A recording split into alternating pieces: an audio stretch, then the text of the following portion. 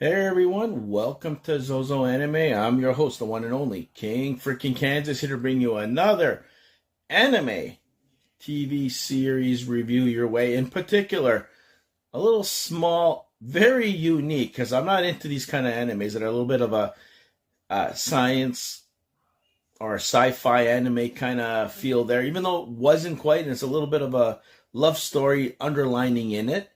What the hell are King's referring to? I'm talking about Kamisama Kiss. It was released in 2012, and it was up to 2016. 2 seasons only. Some places says it's 31 episodes. When I counted, it looks like it's only like 25 or 26. But hey, they could be blended in together in an overlap, or if they count two as one, I have no clue. Either way, the season that I watched was season 1. There was 13 episodes to it, about 22, 23 minutes long. Let me give you a brief synopsis quickly. Nanami is left homeless after her father runs away due to debts.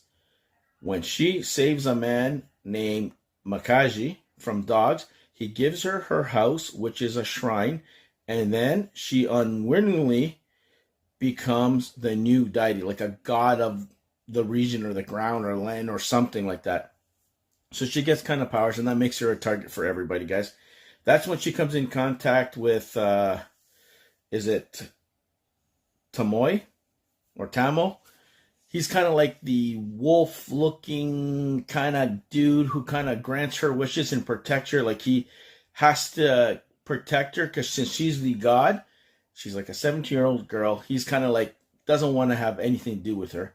And of course, at the end of this whole thing, he does. He kind of slowly falls for her. Very unique story, guys. A little bit of this whole, you got these two little things that are running around like little, I call them little trolls. They're not little trolls, but two little things wearing masks, which is already taking me out of here. You got her trying to figure out her powers. She uses like pieces of scripture paper to kind of get people to do whatever. And the way he can become an actual servant is like she gives him a kiss or he kisses her or something like that. And all that. And you got the unique characters here and there. You got a guy with a white snake going around, and I'm like, what the hell's going on? Demons, villains. There's even a guy with black wings, a demon, who kind of like befriends him later on. He kind of does unique things for her. Like she's sick and she can't miss school, so he kind of pretends to be her. So then you got him going there pretending to be like her. You got people having crushes on her and all that. And like I said, you learn a little bit of the backstory why he's so kind of turned off from humans and he's never going to get close to one or touch her or anything like that. Because apparently he had someone special that he lost in his past. And that's kind of what happened. And she kind of like can go through this other guy and kind of go through the past and kind of revisit to get more information on him.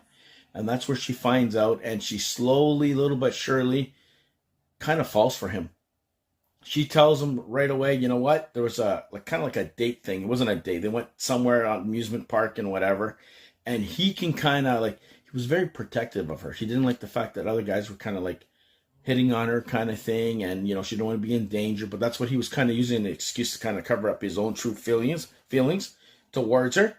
And that's kind of what happens. And then there's one scene that near the end, the season finale or an episode before, she says, you know what, I'm not good enough, blah, blah, blah. I'm out of here. You know what, I don't deserve this power and stuff. So she flees. And this sends this guy in a frantic search for her.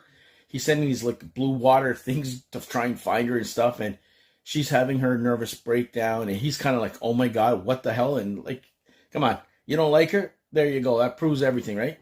So yeah, and then it sets up this final battle scene that she comes back. She puts a special looking robe on and she looked phenomenal fighting this thing. And she's doing these dances and everybody's entranced in with her dancing moves and all that stuff. Even him. And there's one part that she kind of stumbles and is her usual klutzy self. And he steps in to kind of like save her and then gets her back on her feet. And then they end up turning the tides and defeating the spider stupid looking thing and whatever. And then they have a festival at the end to kind of raise money for where they are. And he's kind of watching above and he's really impressed and everybody's like, wow. And at the end of it, they're sitting on a porch, they're talking and he said something to her. And like, whatever, go, oh, you're going to say? And he's like, no. And then what happens at the end? he ends up going over. He kind of sits close. Well, he sits closer anyways. Kind of turns his head and gives her a kiss. And I'm like, what the hell's going on here, man? Anyways, and that's how it ends up, and it sets up season 2. But yeah, I didn't expect to like this at all, guys. I'm like, come on, really? But it turned out to be something enjoyable. I'm not going to say it's top-notch, whatever I've watched. But it is enjoyable. I didn't mind, watching 13 episodes, and I'm going to watch season 2 and bring it your way probably after this video. Hopefully it's going to be a little bit more high stakes and stuff like that, more anticipation. Is she going to get more and develop more of her powers? Who's after her? What's the big story of why he chose her? All of it. I can't wait. Let's see how that goes, but that's my official Kamisama Kiss Season 1 review. Like, share, and subscribe. Check out our other videos that are up, guys, for Volume 2, and I'll see you guys soon. Where? Right here on Zozo Anime.